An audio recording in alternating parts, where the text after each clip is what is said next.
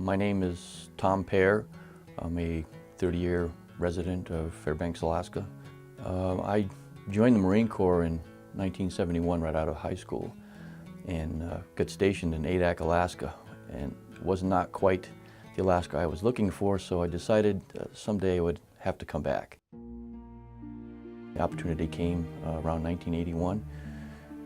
Loaded up everything that I owned with my wife, Wendy, and headed to Alaska. We decided we weren't just going to drive to Alaska. We were going to make a one-month trip out of it. And we basically zigzagged all over the country and hit as many national parks and national monuments and great things to visit on our way. I was able to take photographs of some of the most amazing places that I probably won't get to visit again, and definitely honed my photography skills doing that.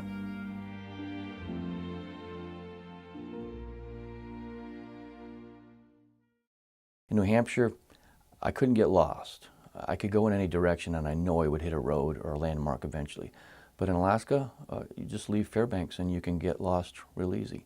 So it's easy to get inspired when it's so close to where you live.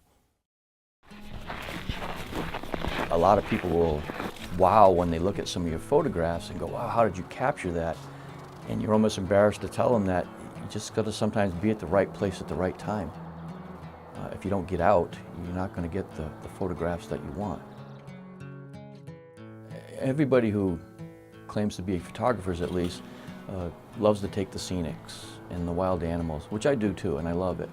But there's also a lot of history in Alaska, and some of the old mining equipment has a life of its own when you take the time to actually stop and look at it and take photographs of it. And one of my favorite things is when organics get involved with old rusty machinery, where a flower pops through an old rusty track or a moss is growing on a cable drum. There's a lot to see up close if you just take the time to stop and look at it. HDR is something that actually has been around a long time. Even darkroom photographers did dodging and burning to change the contrast ratio of their photographs. But now it can be done digitally and a lot easier with a little more control.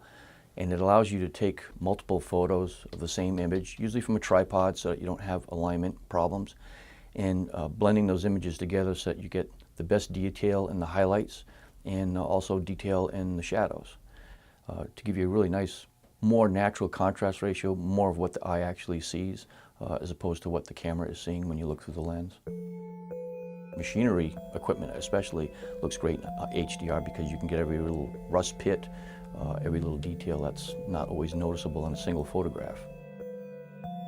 I had been taking quite a few high dynamic range images of mining equipment at Pioneer Park, the old dredge out at Chattanooga, and just happened to stumble upon the truck over at Hometown Nursery out back.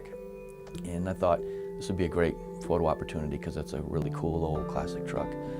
And I was able to go back and, weather permitting, had a good day, took the images that I needed to get this really nice high dynamic range image. A lot of times I'll do a high dynamic range image and I'll be really happy with it when I'm done as a photograph, but occasionally I'll look at something and I can see that it can be digitally altered into something totally different. The straight photograph doesn't give the truck justice, and I wanted to give it a more artistic look, but at the same time not lose that grittiness and that history of the truck. I wanted to see the detail, I wanted to see the rust, but not as dark as the original high dynamic range image.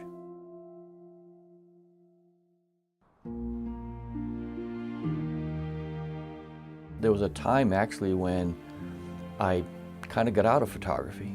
It was making a transformation from film to digital.